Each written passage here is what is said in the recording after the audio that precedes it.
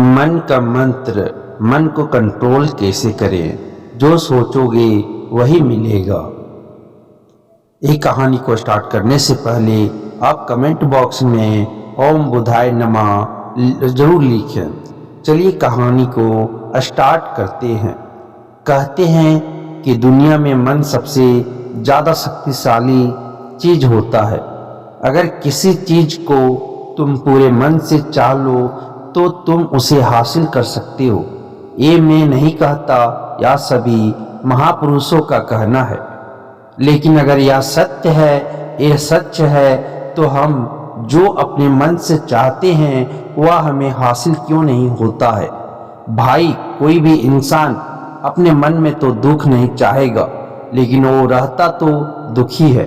हर इंसान अपने मन से तो कामयाब होना चाहता है, खूब पैसा कमाना चाहता है, लेकिन फिर भी वह कामयाब नहीं होता। भला ऐसा दुनिया में कौन इंसान होगा जो अपने मन में यह चाहेगा कि मैं ना कामयाब रहूं या मैं पैसा ना कमाऊं? सोचने की बात है तो इसमें दो चीज निकल कर सामने आती है।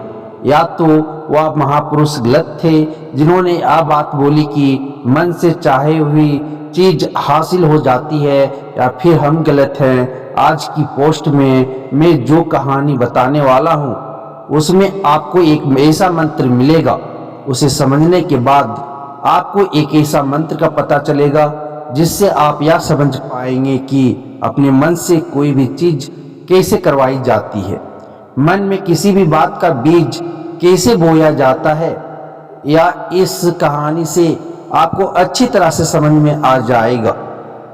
और इससे आप भी समझ पाएंगे कि आकर्षण का नियम, लॉ ऑफ अट्रैक्शन, कैसे काम करता है। कहानी छोटी सी है लेकिन बहुत ही गहरी है। इस वीडियो को पूरा लास्ट तक जरूर सुने, तो ही आप अच्छे से इस कहानी का पूरा लाभ ले पाएंगे। तो चलिए कहानी शुरू करते हैं और समझते हैं कि मन का मंत्र, मन को कंट्रोल कैसे करें। एक बार की बात है, एक आदमी के जीवन में सिर्फ दुख ही दुख थे। वह जो भी काम करता उस बेचारे का वह काम पूरा ही नहीं होता। घर में आता तो घर में कलेश बना रहता। किसी से कोई मदद मांगता तो कोई उसकी मदद नहीं करता। ऐसा लगता था कि चारों तरफ से उसके ऊपर दुख का पहाड़ टूटा पड़ा है। उसे समझ नहीं आ रहा था कि मैं इन दुखों से कैसे पार पाऊं। वह दिन रात यही सोचता रहता था कि अपने दुखों से छुटकारा कैसे पाना है। इसी कारण से वह रात में सो भी नहीं पाता था। उसकी आंखों के नीचे बड़े बड़े काले घेरे बन गए थे, जो इस बात का प्रतीक थे कि वह आदमी कितना दुखी है और कितना चिंतित है। कभी कभी तो उसके मन में आत्महत्या करने के भी ख्याल आते थे, लेकिन अपने परिवार की चिंता करके वह यह कदम नहीं उठा पाता। वह इतना दुखी हो गया कि उसने निर्णय किया कि वह इन दुखों से छुटकारा पाकर ही रहेगा। इसके लिए चाहे उसे कितना ही मेहनत करनी पड़े, कुछ भी करना पड़े, चाहे अंगारों पर चलना पड़े, लेकिन इन दुखों से छुटकारा हासिल करके रहेगा। ऐसे ही एक दिन उसने अपने मित्र से पूछा कि मैं अपने जीवन को कैसे सुधारे। उसके मित्र ने उसे बताया कि तुम किसी बाबा के पास जाओ। बाबाओं के पास ऐसा मंत्र होता है जिससे सारे दुख मिट जाते हैं, जीवन खुशियों से भर जाता है और धन संपदा भी हासिल होती है। तुम किसी ऐसे बाबा को ढूंढ लो, बस तुम्हारा काम बन जाएगा। उस आदमी के मन में यह बात पूरी तरह से पक्की बैठ गई कि कोई बाबा ही मेरा दुख दूर कर सकता है, और इसीलिए उसे किसी भी बाबा के बारे में पता चलता तो वह उस बाबा के पास पहुंच जाता, उस बाबा को अपनी समस्या बताता और उससे उसका समाधान पूछता और कहता कि बाबा, मैं कुछ भी करने के लिए तैयार हूं, लेकिन मेरी इन समस्याओं से मुझे छुटकारा दिला दीजिए। आप जो कहेंगे मैं वह करूंगा, लेकिन मेरे जीवन को सुधार दीजिए। बाबा उसे कुछ टोटके बताते थे करने के लिए और बदले में दान दक्षिणा ले लेते थे कि यह टोना टोटका करने के बाद तुम्हारे घर में सुख शांति बनी रहेगी। बस इस टोटके को पूरी विधि के साथ करना। वह आदमी घर लौटकर पूरी विधि के साथ टोने टोटके करने लगा, लेकिन बहुत टोने टोटके करने के बाद भी उसके जीवन में कुछ बदलाव नहीं आया। इसके विपरीत उसका जीवन और ज्यादा दुखी हो गया। जो भी बाबा उसे टोना टोटका देता था वह बदले में उससे दान दक्षिणा लेता था, जिससे उसका धन भी धीरे धीरे खत्म हो रहा था। इससे उसके जीवन में दुख और ज्यादा बढ़ गया। तब उसे लगा कि बाबाओं के पास जाने से तो मेरे जीवन में दुख कम होने की वजह बढ़ते ही जा रहे हैं। तो मुझे क्या करना चाहिए? बाबाओं के पास जाऊं या ना जाऊं? फिर एक दिन एक आदमी ने उसे बताया कि तुम अपने घर में किसी पंडित को बुलाकर हवन करवा लो। हवन का होगा, घर शुद्ध हो जाएगा। कोई भी बुरी ऊर्जा होगी घर में तो वह घर से बाहर चली जाएगी। किसी पंडित को बुलाकर पूरे विधि विधान से उसे मंत्र उच्चारण कराओ, हवन कराओ, जिससे घर में सुख शांति आए। उस आदमी के मन में यह बात बैठ गई और उसने एक पंडित को अपने घर बुलाकर हवन करवा दिया। हवन अच्छी तरह से संपन्न हुआ। बदले में पंडित ने भी अच्छी दान दक्षिणा ली और उसके बाद वह वहां से विदा हो गया। लेकिन कुछ दिनों के बाद उस आदमी को महसूस हुआ कि उसके जीवन में अभी भी कोई बदलाव नहीं आया है। अब वह आदमी पूरी तरह से दुखी हो गया और ज्यादा परेशान हो गया। अब तो उसे लगने लगा था कि मेरे जीवन में से दुख कभी खत्म ही नहीं होंगे। और यही सोच सोचकर उस आदमी का बुरा हाल हो गया था। फिर एक दिन उसे अपने मित्र से एक ऐसे बाबा के बारे में पता चला जो समाधान बताने के लिए कोई दान दक्षिणा नहीं लेता था। उस आदमी को लगा कि यह बाबा दूसरे बाबाओं की तरह नहीं हो सकता, क्योंकि या तो दान दक्षिणा लेता ही नहीं, और अगर दान दक्षिणा नहीं लेता तो यह सच में कोई सिद्ध बाबा होगा। और यही सोचकर वह उस बाबा के पास पहुंच जाता है। जब वह आदमी वहां पर पहुंचता है तो वह बाबा ध्यान में बैठे हुए थे। यह देखकर वह आदमी वहीं पर चुपचाप बैठकर ध्यान से बाहर आने का उनका इंतजार करने लगा। थोड़ी देर बाद बाबा ने आंखें खोली तो सामने एक दुखी और परेशान युवक को बैठे देखा। उसकी आंखों के नीचे काले घेरे देखकर ही समझ गया कि यह आदमी अपने जीवन से कितना परेशान है। उसे संबोधित करते हुए बाबा ने पूछा कि बच्चा, क्या चाहते हो? बाबा के पास क्या लेने आए हो? उस आदमी ने कहा कि बाबा, मैं अपने जीवन से बहुत परेशान हूँ। मैंने इन दुखों को दूर करने के लिए बहुत सारे रास्ते अपनाए, हर वो तरकीब करके देखे जो किसी बाबा ने मुझे बताई, हर वो काम किया जो कोई भी इंसान ने मुझसे करने को कहा, लेकिन मेरे जीवन में दुखों में कोई कमी नहीं आई। बाबा, इसके विपरीत मेरे जीवन में दुखों में बढ़ोतरी हो गई है। मुझे समझ में नहीं आ रहा है कि मैं क्या करूं।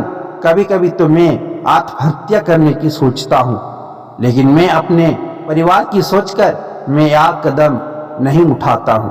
मैंने आपके बारे में बहुत सुना है बाबा, और मैं बहुत उम्मीद के साथ आपके पास आया हूं। कृपया करके मुझे कोई ऐसा मार्ग बताएं जिससे मुझे अपने दुखों से छुटकारा मिल जाए। मैं अपने दुखों से छुटकारा पाने के लिए कुछ भी करने को तैयार हूं। आप मुझे कोई भी रास्ता बताएं, चाहे वह रास्ता कितना ही कठिन क्यों ना हो, मैं उसको पार करके रहूंगा। बाबा ने महसूस किया कि आदमी तो सच में बहुत परेशान है। बाबा ने उसकी बात सुनकर कहा कि बच्चा, दुखों को दूर करने के लिए मंत्र ऐसे नहीं मिलते हैं। मंत्र पाने के लिए कुछ करना पड़ता है। तुम कुछ कर सकते हो। या सुनकर पहले तो उस आदमी ने सोचा कि यह बाबा भी मुझसे दान दक्षिणा मांगेंगे, लेकिन और कोई रास्ता ना पाकर उस आदमी ने कहा, बाबा, आपको जितना भी दान दक्षिणा चाहिए मैं देने के लिए तैयार हूँ, लेकिन आपका मंत्र सच्चा होना चाहिए, वह पूरा होना चाहिए, उसका फल मुझे मिलना चाहिए। उसके बाद मैं आपको जो भी दान दक्षिणा लेना चाहते हो वो मैं आपको दे दूंगा। बाबा ने कहा, दान दक्षिणा तो बहुत छोटी चीज है, मुझे वह नहीं चाहिए। इस पर वो आदमी सोच विचार करके बोला, तो बाबा मैं अंगारों पर भी चलने के लिए तैयार हूँ, आप मुझे बस आज्ञा दीजिए।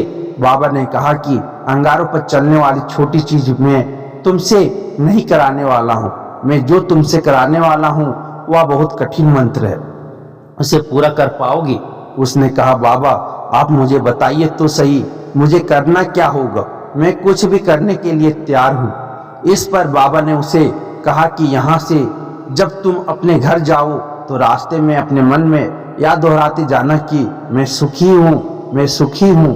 बार बार अपने मन में यही दोहराना और याद रहे, जुबान पर याद नहीं आना चाहिए, या सिर्फ मन में दोहराना है। या सुनकर वो आदमी बोला, बाबा बस इतनी सी बात या तो मैं चुटकी बजाते कर लूंगा, लेकिन इससे होगा क्या? बाबा बोले कि इस मंत्र को करके तो देखो, वैसे भी तुमने इतने बाबाओं के मंत्र किए हैं, तो इस मंत्र को भी करके देख लो। उस आदमी ने सोचा कि बाबा कुछ दान दक्षिणा तो ले नहीं रहे हैं, वो छोटा सा मंत्र है, इसे तो मैं कर ही लूंगा। वो बोला, ठीक है बाबा मैं यह मंत्र जरूर करूंगा। और वो आदमी या कहकर वहां से चलने लगा। लेकिन जैसे ही वह चलने लगा, पीछे से बाबा ने बोला कि बच्चा एक बात याद रखना, जब तुम यह मंत्र अपने मन में दोहराना तो तुम्हारे मन में बंदर के विचार नहीं आने चाहिए, बंदर का ख्याल भी नहीं आना चाहिए, तो ही यह मंत्र सिद्ध होगा। आदमी बोला, मुझे तो आज तक बंदर का कोई विचार नहीं आया, तो अब क्यों आएगा? आप चिंता मत करिए बाबा, मैं बस मन में यही दोहराऊंगा कि मैं सुखी हूँ, मैं सुखी हूँ, इसके अलावा बंदर का कोई भी विचार मेरे मन में नहीं आएगा। या कहकर वह आदमी वहां से चल देता है। वह अपने मन में मैं सुखी हूँ, मैं सुखी हूँ या दोहराता हुआ थोड़ी दूर ही चला था कि उसके मन में अचानक बंदर का ख्याल आ गया। बंदर का ख्याल एक बार आया और चला भी गया, लेकिन उस आदमी ने सोचा, आज तक तो मुझे बंदर का कोई भी विचार नहीं आया, या आज बंदर का विचार क्यों आ गया? और ऐसे करके उसने उस बंदर के विचार को पकड़ लिया और यह भूल गया कि मुझे क्या मंत्र दोहराना है, और वह बंदर के बारे में सोचने लगा। जब थोड़ी देर बाद फिर से उसे होश आया तो वह फिर से अपना वही मंत्र दोहराने लगा जो बाबा ने उसे बताया था, मैं सुखी हूँ, मैं सुखी हूँ। लेकिन अचानक से उसे एक बंदर दिखाई दिया और यह देखकर फिर से उसके मन में बंदर का विचार उठ गया, और यह देखकर वह इस विचार को बाहर फेंकना चाहता था, और वह चाहता था कि मेरे अंदर किसी तरह से बंदर का विचार ना आए। लेकिन उसे तो सामने बंदर ही दिखाई दिया। ऐसे ही जदोजहद करते करते घर पर पहुंचा, और घर पर पहुंचने के बाद अपनी पत्नी को कहा कि हे बंदरिया, मुझे खाना में बंदर परोस दो। जब उसे एहसास हुआ कि उसने क्या बोल दिया, तो वह अपने बाल नोचने लगा और दीवारों में सर मारने लगा। आज तक मुझे बंदर का कोई विचार नहीं आया, और आज मुझे यह क्या हो गया कि मुझे हर जगह बंदर ही बंदर नजर आ रहे हैं। यह कैसी माया है? यही सोच सोच कर वह आदमी रात भर सो नहीं पाया। रात भर करवटें बदलते रहा और सुबह उठकर सीधे उसी बाबा के पास पहुंच गया और उसके चरणों में गिरकर कहा कि बाबा पता नहीं क्या चमत्कार हो रहा है, आज तक मुझे बंदर का कोई विचार नहीं आया, लेकिन कल से जब से आपने मुझसे कहा कि बंदर का विचार नहीं आना चाहिए, तब से मुझे हर जगह बंदर ही बंदर नजर आ रहे हैं। उस आदमी ने कहा कि बाबा मुझे तो आपके पीछे पेड़ पर बैठा केले खाते हुए दिखाई दे रहा है, या हो क्या रहा है बाबा? या सुनकर बाबा हंसने लगे, हा हा हा हा हा, बच्चा, मन का जाल एक ऐसा जाल है जिसे समझ पाना इतना आसान नहीं है। बंदर तो तुम्हारे रास्ते में पहले भी आते थे, जब तुम मेरे पास आए थे तो इन्हीं पेड़ों पर या बंदर घूम रहे थे, लेकिन तब तुम्हारे ध्यान में या बंदर नहीं था, तब तुम्हारे ध्यान में सिर्फ दुख थे। इसके बाद बाबा ने उसे बताया कि बच्चा, हम जिस चीज से भी दूर भागना चाहते हैं वही चीज हमारे मन में बहुत गहरे में परिविष्ट हो जाती है और हमारे अंतर्मन में समा जाती है। असल में हम जिस चीज से छुटकारा पाना चाहते हैं उससे छुटकारा इसीलिए पाना चाहते हैं कि वह हमारे साथ बहुत गहरे से जुड़ी हुई है और हम जितना ही उससे छुटकारा पाना चाहते हैं वह उतनी ही गहरी हमारे मन में बैठती चली जाती है और आखिरकार हमारे अंतर मन में छा जाती है। ऊपर से तो हम चाहते हैं सुखी होना कि मैं सुखी हूँ, हमारे ओठ भी यही बोलते रहते हैं, लेकिन हमारे मन में दुख समाये होते हैं। हमारे विचारों में, हमारे मन में दुख ही दुख दिखाई देते हैं। इसलिए अपनी जुबान से बार बार यह बोलने से कि मैं सुखी हूँ, हम सुखी नहीं होंगे जब तक यह मंत्र हमारे अंतर मन में प्रविष्ट नहीं होगा। इस पर उस आदमी ने पूछा कि बाबा, लेकिन यह मंत्र हमारे अंतर मन में प्रविष्ट कैसे होगा? यह सुनकर बाबा ने कहा कि बच्चा, अपने दुखों से लड़ना बंद कर दो। जब तक तुम अपने दुखों को दूर करने की सोचते रहोगे तब तक वो दुख तुमसे चिपके रहेंगे, तब तक वो दुख तुम्हारे अंतर मन पर अपना राज बनाए बैठे रहेंगे। और जिस दिन तुम उन दुखों के बारे में सोचना ही छोड़ दोगे, उन दुखों से छुटकारा ही नहीं पाना चाहोगे, उसी दिन से तुम्हारी जिंदगी से दुख गायब हो जाएंगे। क्योंकि किसी भी चीज से छुटकारा पाने के लिए हमें उस चीज के बारे में सोचना पड़ता है, और हम जितना ही उस चीज के बारे में सोचते हैं वह उतनी ही गहरी हमारे मन में प्रविष्ट होती चली जाती है। हम अधिकतर समय दुखों के बारे में ही सोचते हैं। हम यही सोचते हैं कि हमारे जीवन में दुख है और हमें इससे छुटकारा पाना है। इसी वजह से बार बार सोचने से वो दुख हमारे अंतर मन में प्रविष्ट हो जाते हैं और हमें एहसास भी नहीं होता। इसलिए अगर तुम दुखों के से छुटकारा पाना चाहते हो तो दुखों से छुटकारा पाने के बारे में सोचना छोड़ दो, तुम्हें दुखों से छुटकारा मिल जाएगा। अक्सर आदमी धूम्रपान छोड़ना चाहता है, शराब छोड़ना चाहता है, सुबह अपने आप से यह वादा करता है कि मैं कोई भी गलत काम नहीं करूंगा, लेकिन शाम को जब लौटता है तो नशे में चूर होकर लौटता है। ऐसा क्यों होता है? जो हम सोच रहे हैं वह पूरा कर ही नहीं पा रहे हैं। असल में हम उस चीज को बहुत ज्यादा तवज्जो दे रहे हैं, उस चीज को बहुत ज्यादा अहमियत दे रहे हैं। जब भी हम उस चीज को छोड़ने के बारे में सोचते हैं तो हम उसकी इम्पोर्टेंस आने की विशेषता और ज्यादा बढ़ा देते हैं। हमारा मन उस चीज के बारे में जितना ज्यादा सोचेगा, शराब या धूम्रपान छोड़ने के बारे में जितना ज्यादा सोचेगा, हमारा मन उतना ही उस चीज के पीछे ज्यादा भागेगा। हमें उस चीज से लड़ना नहीं है, बल्कि बिना सोचे गुजर जाना है।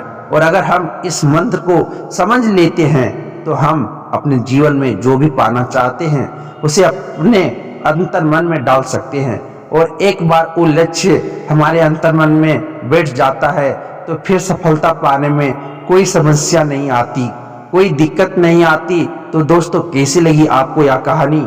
हमें कमेंट करके जरूर बताएं। और ये कहानी अगर आपको अच्छी लगी हो तो अपने दोस्तों के साथ अवश्य शेयर करें, जिनसे उनका भी मन कंट्रोल हो सके, मन का मंत्र जान सके। धन्यवाद।